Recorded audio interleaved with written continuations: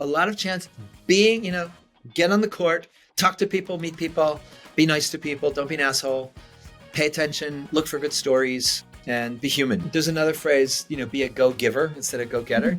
Like, be a go-giver. Like, give. How can you help? Connect people, do them a favor, send them a book, like legitimately, authentically. See how you can help people, and that's it. Love them, love what you do. The natural energy of doing what you love will carry you through. Hello and welcome to Delusional, where we talk about big dreams and real stories. I am your host, Michelle, and today I have my dear friend, Adam Gilad. Adam, would you like to introduce yourself, please? I'm Adam Gilad. So I'm a my name is Adam, and I'm delusional. Everyone should open with that, right? Yeah. So I'm a lot of things, but I'm a Emmy-nominated executive producer and Hollywood screenwriter, among other things. Among many other things, but that's the thing I want to talk about because that is fucking delusional, at least for me. Sitting here in Washington D.C., you are my one like Hollywood friend, and I have no idea how you did that. So I want to start just like what made you think that you could become a Hollywood screenwriter, producer, win an Emmy? How did you even get that dream, and how'd you do it? It's a really good question. I always loved writing. I always wanted to be a writer, right? I didn't learn Wordsworth famously wrote, "Your poetry is the spontaneous overflow of powerful feelings. It takes its origin from emotion recollected in tranquility." Right? I learned that later. Emotion recollected in tranquility. When I was very young, I knew that I wanted to get out of suburbia. Matter of fact, my first novel I wrote when I was at Cambridge in England was called Lawrence of Suburbia. And I just knew that suburban life weren't for me. Like, I just didn't buy social hierarchies. It's why I didn't join a frat, although I probably should have in retrospect. I just didn't buy. I knew that where I was born and where I lived was random, and it was wonderful. Wonderful suburban New York. It was fantastic childhood, but I knew that wasn't it. It wasn't glorious. It wasn't grand. It wasn't life. And I saw my dad, who I love dearly, drive into New York City every day for an hour plus in traffic, spend the entire day in a glass office tower, and then come home and be exhausted, have a drink, and go to sleep, reading the New York Times. And I knew that life wasn't for me. I wanted to get out. I wanted to experience. This was in my head for some reason as a young kid. I wanted to experience the world and then recollect it in tranquility, as Wordsworth. I later learned he said that. I didn't know that in third grade. So I just wanted to live twice. It was kind of greedy. I was kind of greedy for this life. I knew this life was precious. I had a sister who died when I was very young. And so I had a particular understanding that life was precious. And I didn't want to waste a minute. I even graduated early high school and started traveling. My high school teacher said I kept banking hours. I didn't even know what that meant. But it meant that as soon as I get in my car and take off, because I met a girl somewhere, I would drive 3 hours. I went to Washington. And I would just, I wanted to live. I wanted to see the world. I didn't want to spend my life in suburbia. Now, it's interesting because in my little suburb and in my little Jewish youth group, we had a theater group, out of whom came Phil Rosenthal, who created Everyone Loves Raymond, who has Somebody Feed Phil on Netflix. He was delightful in high school, and he's still delightful. Alan Kirshenbaum, who ran Coach for years, the show Coach. Vic Levin, who came out with a movie called, he was on Mad Men. He came out with Destination Wedding with Keanu Reeves, Winona Ryder a couple of years ago, and Adam Grouper, who's on Broadway. So this crazy little group of kids all somehow had that in our blood, in our bones, in our culture. I have to stop you there because I have to ask more about that. That's crazy. Did you have a special teacher or somebody that was a catalyst? Like, how do you think that little group of kids turned out? That's a great question. I don't know. Just smart, funny kids. And one of Alan's father was a famous comedian back then, Freddie Roman, Borscht Belt kind of guy. And I guess everyone, our parents came from Brooklyn, and they were all funny. The Mel Brooks, Woody Allen gang, that whole group of people, it was just being funny and being creative was a big part of who we were. And so it was always obvious. I had delusional dreams they were much more practical. They came right to Hollywood and Mm-hmm. became super successful. I was delusional in that I wanted to live life and see the world and, have a much broader understanding of what it means to be a human being, which Mm-hmm. really has driven me all my life. And that's led to those other things that I do. But so what happened was, my first delusion, and this works for you as a Washingtonian, I thought I was going to be in the State Department. I thought I'd be a diplomat. So I Mm-hmm. went to UVA and Mm-hmm. got recruited, the CIA, and like all this stuff, and like was planning to go into diplomacy until I realized that everyone was really boring. These weren't my people. I remember a girl in Virginia said to me, she goes, "How do y'all think so fast?" And I'm Hey, like, hey, do not be down on Virginia on my show. it was adorable. No, believe me, I loved Virginia, but like I said, everyone I know is like this from New York, and I used to joke I was a cultural exchange student from New York to Virginia. Um, and I only lasted 2 years because I couldn't. I mean, it was beautiful. It was fantastic, Um, but there's another part there, by the way. Jefferson was a big hero of mine very early on. My father was a big historian. My middle name is Grant, after Ulysses S. Mm-hmm. Although my mother thinks it's Cary Grant. And I just, Jefferson had this idea of a natural aristocracy. And I kind of absorbed that very early. I just, probably because of my mom, probably because of my grandpa, who came, escaped the Cossacks in the 1890s with nothing, came to America and ended up being executive vice president of a major corporation, Mm-hmm. lived on Central Park West, like this incredible, elegant life overlooking Tavern on the Green. So there was this, I just assumed, because of my schooling and my parents, that I could do whatever I wanted. I really bought the American dream. I'm having a hard time with that now, by the way, with kids now, right? I have a little Yeah. child. My two older children are doing great. They have Yep. the American dream, but that's really shifting. So I think I'm a product of the American mythology that you could do anything. And of course, like most kids, I grew up on Saturday morning TV and loved movies. I would go every Saturday. I'd run across the highway with, now I sound like my dad, for a quarter or 50 cents. I'd watch every Saturday afternoon, whatever was playing at the matinee. Mm-hmm. I saw every single movie. I loved movies because I wanted to see the world. We didn't have the internet, right? So I wanted to know what it was to be alive in this world. So I was on the sort of diplomatic track at Cambridge, but I was always doing theater. And then I ended up in Israel for 2.5 years by mistake, and fell in love with a woman and in a poetry class, and just I really shifted. I said, "This is obviously who I am." I love writing. Mm-hmm. I just it's a way of reliving life, right? Mm-hmm. So we came back. I said, I'm going to be a writer. Let's go back to America. We came back to New York. I didn't know anybody. My dad was an accountant in New York, and he goes, "Well, I know some people who know people in Hollywood." So I went to meet them. They ended up hiring me onto Wall Street. Like 3 weeks later, after living on $50 a month, I was a licensed broker on Wall Street. You're a smart kid. Don't you want to make money? I'm like, "Yeah, but I want to write." He goes, "Nah, don't do that." And he goes, "Don't you want to make money?" I'm like, "Well," so I talked myself into, well, if I go on Wall Street, I'll have more stories to write about. It was a disaster, basically. I used to go Mm-hmm. to sleep with my suit on and my shoes on, pull the blankets up, or I would go home and literally pull the blankets over myself. It was horrible. But I got hired into music, and I got hired into music, and I started rewriting scripts that were coming in for our lead singer, who was very, very famous. Mm-hmm. And people were going, "Well, we don't want to do the movie, but this is great. Who wrote this?" I'm like, "Me, I want to be a writer." Like, so, so I didn't make it to Hollywood. I realized that to be a better writer, I needed to read a lot more, because I really realized the gaps. I'd spent most of my education doing foreign policy and stuff like that. So we applied to grad school and took off to India for a year, and came back, and I did my PhD work at Stanford, mostly so I could secretly read. I just wanted to be a better writer. And when I passed my exams, my supervisor, the great Gil Sorrentino, I have his books here, great writer who used to walk around New York City with Samuel Beckett back in the 40s and 50s. He was at Grove Press. He took me by the shoulders like this, and he goes, "Adam, you passed your exams.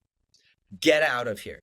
Everybody's miserable. You're happy. You're funny. Go to Hollywood."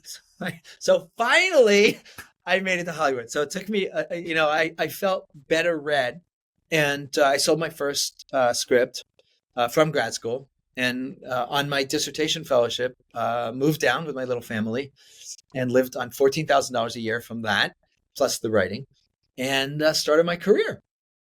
Totally delusional, by the way. And my father. There's so many delusional things in this story, and you're just throwing them off. And I want you to for ordinary people listening to this, and you're going, and then I was at Oxford, and then I was at Stanford, and then I got hired into Wall Street, and then the CIA recruited me. You know, I know I'm getting it out of order, but like these are most of those things are once in a lifetime things, and you're just back to back to back to back with them. Oh, there's more, but the funny thing is, I mean, I even get to how I was the guy on a TV show called How to Get the Guy. But all of that stuff is because of my writing. Yeah. Because I got fellowships to all those universities, like full rides, because my applications were so good. I wasn't smart. When I got there, oh shit, I don't know anything. When I got to Cambridge, and I was doing theater, all the kids there had memorized Shakespeare. They could just bleh, I got to Stanford. I'm like, oh shit, these guys know 5 languages. I was definitely not the smartest, but I wrote the best applications. It's all about the writing. And I ended up on this TV show called How to Get the Guy because the woman who was the star of that ABC primetime dating show read my profile on ABC television. I have to meet this guy. And I ended up going on and meeting her and then writing about how to communicate, how to write to women or men online dating, right? And that led into a whole bunch of other things about how to communicate. So it's all about writing. So I've always loved language. And I thank my mom. Let's thank my mom. She's an avid reader. She's 96, does the New York Times crossword puzzle every day still. She reads. She spends the whole day reading. So I think I got that from my mom. I just love writing. I love great language. I got to zero in on the Hollywood thing a little bit, though, because there are, much, much more about Hollywood than I do. So please enlighten me. But my impression of it is there are, all kinds of talented people that flood into Hollywood all the time, talented writers and actors and whoever. And just because you're really good at what you do doesn't mean that you're going to get opportunities or get a break. So how did you go from just, hey, I just pulled up, I'm imagining like a rusty car, like pulling up into Hollywood. I just pulled up into Hollywood. A Honda Civic. It was a Honda Civic to what Emmy-nominated. How did you even break into the types of opportunities that allowed you to become Emmy-nominated? It's a great question. Well, I got the confidence because I wrote a script called Cape Fatal Cradle Heights, which was a very funny sort of parody of those movies about an outsider stalking a white upper middle class family. They're all the same movie. I wrote it when I was still at Stanford, and it got a lot of attention.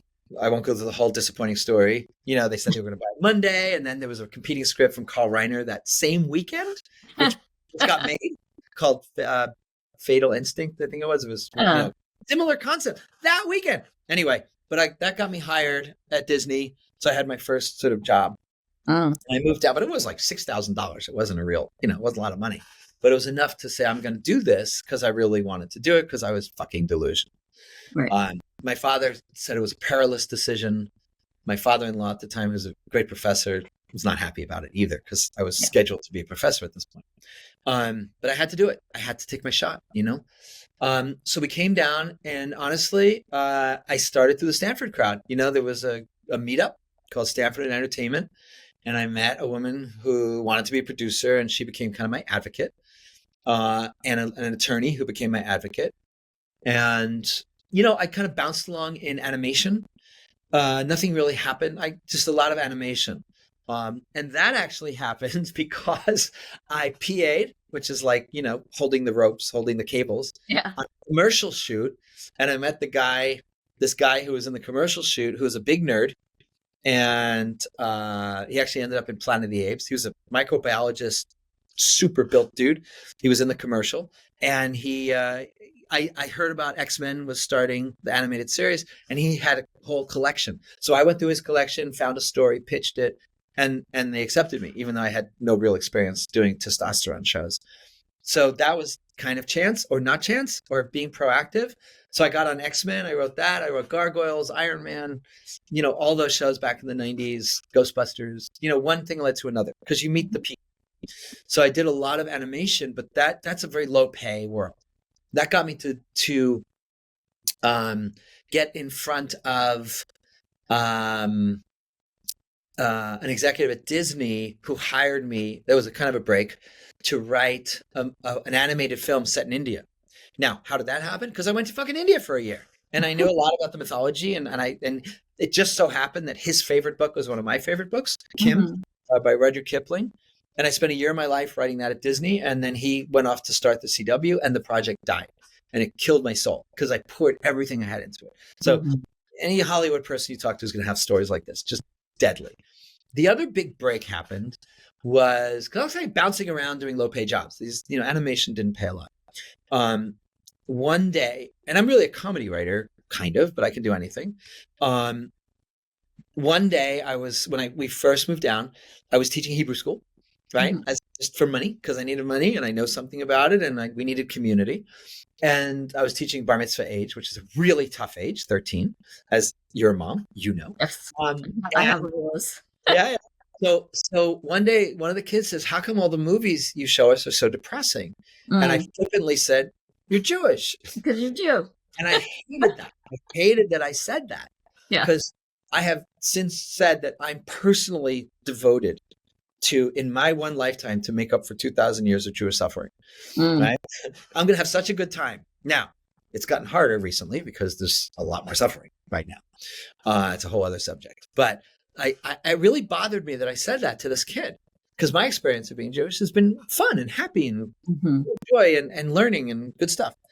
And it happens that day I was driving home, and I heard on the radio a story about a family in Billings, Montana, that mobilized the town to fight off neo-Nazis. And I immediately got home and I called the sheriff in Billings, Montana, and I said, "Hi, my name is Adam. I'm calling from." He goes, "How would you end the movie?" I'm like, "What?" He goes, "How would you end the movie?" And I said, "Well, I was thinking about it, since it took place on Hanukkah, and since these people broke the kid, they threw a cinder block through this kid's window, threw a menorah on the window. And luckily he had gotten out of bed and it landed on his bed. So he really could have gotten hurt." I said, "I think I would follow 8 stories of people who were affected, who participated in mobilizing the town, and we'd follow them, and each, we'd have a one candle light on the eighth night, each person light a candle and resolving each story." And he goes, "Okay, I'll talk to you." I'll say, "What was that about?" And he goes, "You're like the 30th person who's called." And everyone who's called said, "What's the big bang? We have to end on a big bang." And I just hung up on them, he said. He said, "You're the first person who really has a human approach." So I ended up making that movie. It was called Not in This Town, still available. Kathy Baker, Adam Arkin, Ed Begley Jr. as the Nazi. And it was a pretty good movie. It was an Erase the Hate movie. And by the way, speaking of Delusional, my attorney friend from Stanford walked me into USA. He said, "This is a great story." We walked into USA. I pitched the story, and they go, "Yesterday we decided to do an Erase the Hate series. Let's buy it." And I'm like, "Well, that was easy. That was my first movie pitch." So total coincidence that they happened to want to do an Erase the Hate movie, and I bought an Erase the Hate subject. So I wish I could say I was brilliant and read the culture and did all my preparation and knew all the right people. I didn't. It was lucky break. So that got made, and that led to other movies. I became kind of a social issue guy and biography. So I did Ann Landers' Dear Abby. I did some other things. I did Ron Clark, which was a great movie. Ron Clark's an amazing person. That's the one that got me the Emmy nomination. So a lot of chance being, get on the court, talk to people, meet people, be nice to people, don't be an asshole, pay attention, look for good stories, and be human, and that kind of worked for me for a while. And that ended very quickly, by the way, because I had gotten slotted, this is a Hollywood thing, I had gotten slotted into social issue biography movie guy for cable and television. Reality TV came in, and they fired all my departments. I had no one to talk to. I had no one to sell to. So my agent at ICM said, "You should switch to, do comedy." I said, "I'd love to do comedy." Wrote a comedy script with my partner. We got called in by the head of comedy, who's now the head of ICM, one of those power people in Hollywood. And he said, "This is the funniest thing I ever read. Come on in." And we came in, and he goes, "I can't hire you." I go, "Why?" He goes, "You guys are too old." I was 37. 37. And he goes, "Yeah, but you guys are men. Like, you're men of the world, and you're going to intimidate the showrunners, and they're boys." And I'm like, and that was really bad moment for me because, yeah. And I'll tell one funny other story. Just the end of this was my other agent at ICM said, well, you guys should do reality TV. I said, I didn't come here to do, I don't fucking watch reality TV. I don't like reality TV because, that's where the energy is now. So we went into VH1. We developed all these shows around the idea of using videos within a narrative. So the pitch, I think the guy was 23 years old. We're pitching this guy and my partner and I, and we've got kids and we're men of the world, and he's like, that's great. That's great. That's great. Each one, right? Because we had really good shows for him. And he goes, those are all great. And I said, thank you. And he goes, do you have any more? And I look, and it was probably 2 weeks developing these, right? Like in depth. I look at my agent. She's like, don't do it. And I look at him and I got one more called Tits, Tits, Tits. Oh, God. And he goes, really? And I go, no, not really. But if you like the title, I'll come up with something. And I walk out the door and I turned to my agent and I said, I quit. I can't do this. I'm not going to do this. Yeah. And that was the end of my Hollywood story for the moment. So. Well, okay. So there's some stuff we want to highlight, pull out there, right? Yes. Love it, by the way, because yes, there's so many coincidences, but to your point, it's like because you got on the court, yeah, you were there to play ball. So the first thing I heard that's going to be a theme for this whole show is there were some people in your life telling you not to go, not to do it. Perilous. Dad said don't do it. Parents, yeah. Perilous. I said, Dad, I'm 27. Like, come on. Yeah. And every delusional story that I've heard, my own stories, etc., have an element of everyone said not to do it because these people who love you want to keep you safe and keep you comfortable, and you're saying, no, I realize that you're terrified on my behalf. However, here I go in my Civic. They were right. It's a very insecure life. It's a very insecure life. Mm-hmm. So what does it take for somebody mentally to be able to tell their friends and family to fuck off and that they're going to do what they want to do? The belief that that's what life's for. I mean, I just never bought into, I'm not going to an office. I didn't understand. And not that I was right, by the way. If I could live my life again, I would find mentors and listen to them. But I, was full of bravado. And didn't like the world, the professional world that I saw. I grew up in New York. Everyone drove into New York and worked in office buildings all day. And I said, I'm not on this earth to be in a glass building like my whole life. Yeah, I'm not going to do that. There was nothing else. This was before the internet. We didn't know anything. My second son it works in New York in these incredibly cool, he's at Meta now, and the offices are like beanbags and everyone, they play games at 3 and they break out beer. And that was not the world I grew up in. That wasn't the offices you were talking about. No, my dad said, you should be a lawyer. And I said, oh, yeah. And he goes, can I just introduce you to different kinds of lawyers? And I said, well, of course. All right. So I'm 21 or 22. And here's a pasty white guy in a suit who's a litigation lawyer, and here's a pasty white guy in a suit who's a contract. They were all the same to me. It's like I didn't want that life. So for me, for better or for worse, life came first. What called to me, what lit me up. I'm incapable of doing anything else. So it's not that I'm virtuous. I don't claim, and certainly I could have financially done much better in a million other ways. But like my brother once said to me, my brother's an engineer. He just retired, a nice fat pension. And he said to me once, he goes, what do you do for a living? And how do you actually make money? I said, I'm passionate about something and I find a way to monetize. So now I'm very passionate about legacy. I'm a little bit older than 27 and 37. I'm thinking a lot about, my life and what's valuable and what do I want to leave. So, as you know, I launched a company called Legacy House where I co-write with people who have done astonishing things and who have a big message to leave the world. My gift is to really turn that into compelling form. So I work with amazing people telling their story, whether it's in a book or a documentary or whatever. So that's what I'm doing now because that's what I'm thinking about. So could I have been a VC? Could I have been a contracts attorney in New York? Yeah, sure. But I didn't know what a VC was till I was 30. I didn't know what sushi was till I was 25.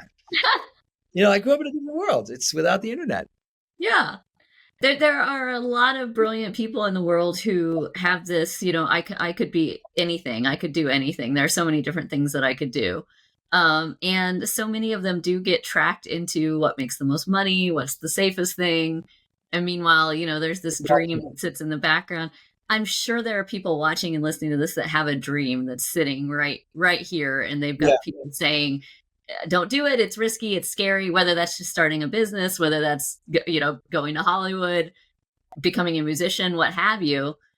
What would you say to those people who are wrestling with that right now? Great. I love that. Well, it's perilous, but I would say, it's funny. I once was in a bathtub in the Bay Area, no, in Monterey.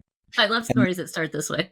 Yeah. I won't say who was in it, but but I got a call from one of these TV shows in New York, The Date, the kind that just Jennifer Aniston would be in. Yeah, I don't know if you saw The Morning Show. It's one of my favorite shows ever, by the way. I love that show on Apple TV, The Morning Show. I haven't seen it yet. You told me to start watching it. I will. will. Good. Anyway, it was one of those daytime shows.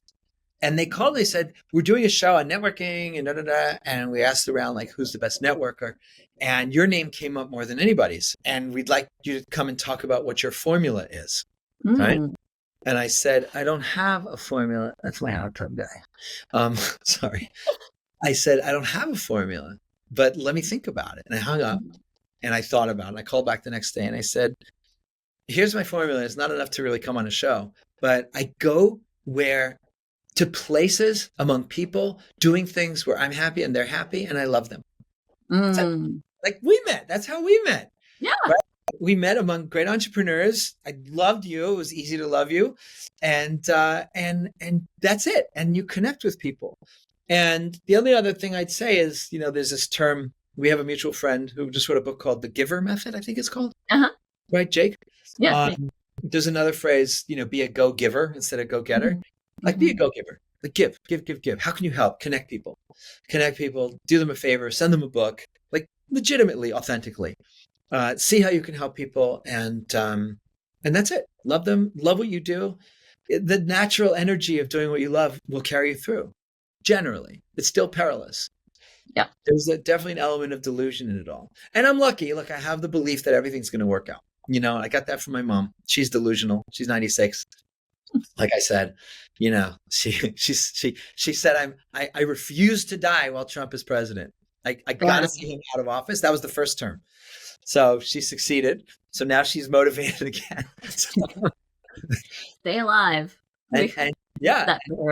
Yeah. And she says, her blood type is B positive. And that's what she says. So she really has this delusional, sense of I'm going to get through life. And I call it delusional, but it's really a deep resilience. Yes. Right? It's a profound resilience that got her through the death of a child, death of her sister, handling the family. There's a lot of payoff to that. So I was thinking about this dichotomy between comfort and growth. And it's not that you can't have both, but you really can't prioritize both, right? And so the people that I know that have really done crazy shit, have really achieved amazing things, they have prioritized adventure, they have prioritized growth over comfort. And so if you're the kind of person that wins an Emmy or becomes a professional athlete or starts a business from scratch that makes millions or billions of dollars, you're not generally a person who prioritizes comfort over everything else. The folks who prioritize comfort over everything else, they got a steady job, they're getting their paycheck, they're making a budget, they're watching Netflix, they're cracking open a beer. Again, nothing wrong with it, but they're probably not out here winning Emmys. And so this show is for the kind of people that really want to make a mark, right? That really have crazy dreams. And one thing that we want to talk to those people about is, hey, it's okay to prioritize adventure and growth in your life. And as part of that, you're accepting that you're going to be uncomfortable sometimes, that this isn't always the most comfortable process. Yeah, like curled up under your desk, like I have been. Like rocking back and forth. Like yeah, I mean, it's a really great rubric. Comfort is death in some ways. I've always felt that way. It's never been my now it is a little more now that I'm older, and now that I have a 3-year-old and I'm raising a family again. But comfort just never drove me. Comfort is a trap. It's a spiritual trap. It's a physically fantastic, socially seems to work. But spiritually, it can be a huge trap. I have a friend who's a film editor who said that, in college, we were like, we are artists, we look down on business, students. I even I wrote for my college paper, of course, and I wrote an article about how could you be fucking 18 years old and taking a business course? The world is this magnificent place and you're studying business. I didn't even understand it. It was like, it wasn't like I was being mean or judgmental. I didn't understand with all the amazing subjects of the world why you would study numbers, right? It just didn't make sense. I was young. But he said, we were artists and we poo-pooed business students. And now, artists are all trying to figure out business in their 40s and 50s, and all the business guys are buying art. So funny how that works. It's so funny that you said that because, my delusional dream was to go from, being trailer trash in Oklahoma to becoming to becoming a business person and understanding business, and going to an Ivy League business school was part of that. And to me, that was delusional at the time. And it seemed so creative to me. When I first started studying money and business, it was like a whole world opened up because it was a way to create something out of nothing. Like, to me, business, especially startup small business, it's like an alchemy process. It's like, how else can you go from here to here with an idea in a year? And once you start figuring out that money makes money and how to get leverage involved, like, to me, that was magic. Like, that wasn't the boring stuff. That was the most exciting thing in the whole world. I agree with you. And again, I said I was young, right? And now I see entrepreneurship, obviously, as the most, one of the most creative things you can do. Now, I happen to have a predilection toward beauty, so that gets in the way. It really, I have a natural predilection toward beauty of all kinds, music and art and literature and all that stuff. I just have a nature, right? I'm really drawn that way deeply. So it's just the way I'm made up. But my dad said to me, and he said to me, I remember in college, he says, you really have the makings of an entrepreneur, of a great entrepreneur. And in my grew up in the 1970s, didn't trust the man, all this stuff. I heard it basically sounded like you'd be a great child molester. Like, why would I do that? Why would I be killing this person? I didn't, there was no Richard Branson to look up to. Mm-hmm. All I knew were guys in suits in New York. I just didn't know anything else. Yeah. He saw it, and entrepreneurship is obviously a kind of joy and a kind of creativity, discomfort. I always say, work 22 hours and make money while you sleep. Mm-hmm. And when I was 42, after they fired all my departments and my income, I lost 3 movie deals, $1 million to zero, 2 little kids, big house, zero income. I had to think about, well, what else can I do? And it wasn't easy. I had to really figure that out. And that was not comfortable. And I ended up here, through entrepreneurship.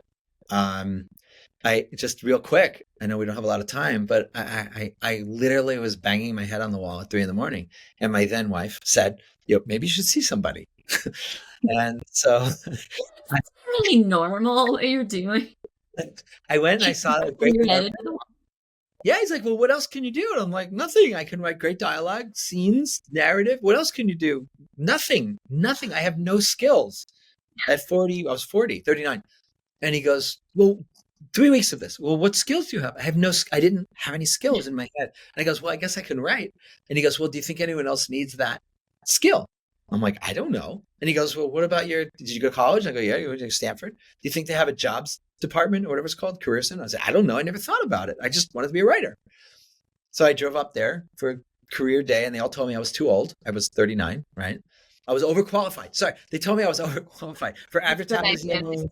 Yeah, advertising, PR. I spoke to all the big companies, Hill and Knowlton. I said, you're overqualified. I'm like, I don't have any qualifications. I write cartoons. I write movies, So I had to really think about what could I do with this? And I started going to these entrepreneurial lunches. I got single, first of all, because, I was broke and it was okay. It was time. And I didn't know how to meet women. And I was embarrassed because I was married for all my adult life and I had kids and I didn't want to be seen dating. It sounded weird. So I went to a Rise Networks. Do you remember Rise Networks? No. It was a networking group. And so I'll go there. Maybe I could meet network with somebody with breasts, And so I go to this thing, and I'm freshly single, and I go up the stairs, and this hand comes down, and he goes, "Hi, what's your purpose?" Right? What's Tony your Robbins. purpose? Tony Robbins. And I go, and I literally said, Yeah. "Not committing suicide." Like, and he took me in, whatever, and he went to these entrepreneurial lunches. I started going to that. I started learning about the internet, what was happening, early 2000s, marketing. And I said, well, I have these skills. Maybe I can do something online. And that was how I got into all my businesses.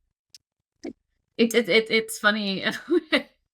A lot of things that you say are funny. So I'm trying to go back to the whole thing about entrepreneurship being insecure. And for folks who are not entrepreneurs yet, it seems like this risky thing to do. Whereas for me, I'm like, once you develop an entrepreneurial skill set, there's nothing more secure in the world, because I know no matter what, I know how to figure out how to make money, right? I've been an entrepreneur for 20 plus years. I train entrepreneurs. No matter what's going on, and there's a lot going on, and we don't know exactly what's going to be happening in the next 5 years, right? I know that I will be able to figure out how to make money because I understand the process of providing value to other people, and money as as an exchange of value. To me, that feels very secure because I will bet on myself every time and my skill set every single time. Whereas my friends that have federal government jobs right now and thought they were going to be very secure are suddenly out on their ass and no idea what they're going to do next, right? Very interesting. No, I agree with you, except in my case, I had two big bumps in the road. One was 2008.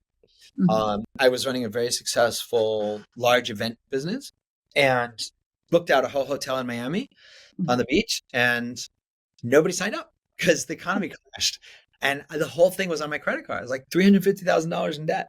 Oh, and literally lying in bed in that room over there. My kids came in with the shades closed for 2 days. And the phrase in my head was, I can't see forward. I can't see forward. And my kids came in, they were young, 10, 13, 16. They said, Dad, go live on a beach. We'll be fine. Take care of yourself. This isn't you. And I couldn't see. And then I got out and I started calling friends. What do I do? What do I do? What do I do? And somebody gave me a solution, which involved 4 days of being on the phone with 500 people, selling them. Can you pay it? No. Can you pay it over 6 months? Yeah. Okay, good. $200 a month. What if I did half price? Yeah. And I sold it and I sold it out. Now, wow. That was a bump. So that was a really bad bump. And the other bump was trusting a partner who should not have been trusted.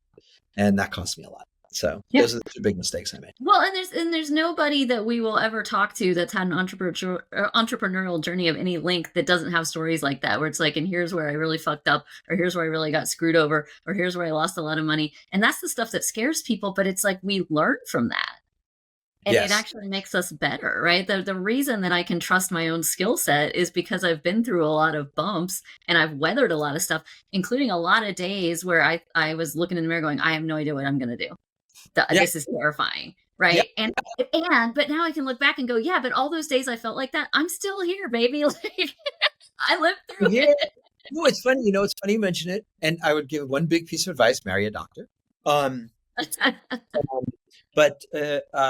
And I'm kind of serious about that. Like, if you're gonna do this, you better pick a partner who can handle it, because a lot of partners can't. Absolutely. So someone should be stable. And in my own relationship, there was a couple of years ago, lost $500,000. And she's like, this is tragic. This is terrible. And I'm like, you know what? I made it twice in the last 4 years. I'll make it again. Yeah. And that was my mindset, And so I can do that. But people, not normal people, this is not a show for normal people. This is a show for delusional people. Don't want to live that way, and I understand it. Again, as I get older, I understand it more. People who don't want to live that way, if you're listening, that's okay. This show isn't really for you. This show is for the crazy ones like us. Adam, I could talk to you for hours, as you know, and have many times. We will. And will. But for today, we're coming to the end of our time. How can people find you if they want to learn more about you? Oh, great. Okay. Well, Adam Gilad, AdamGilad.com, Legacy House, AdamGilad.com/LegacyHouse. I'm on Facebook. I'm around. You can find people on the internet. Yeah. So that's what I would say. AdamGilad.com, or just write to me personal, AdamGilad@gmail. No dashes. Adam is a really nice guy, and he'll talk to you. Go find him. If you want to find me, I'm also a nice guy, and I'll also talk to you. Find me at Michelle to Scale. Michelle to Scale on every platform, and I would be super happy to chat with you. Adam, thank you so much for being with us today. We'll have to have you back Always sometime. Yes, well, when I get even more delusional or less, if I When you shift. get even more delusional and with the next big dream. And thank you everybody for watching and listening. We'll see you next time. Thank you. Always fun.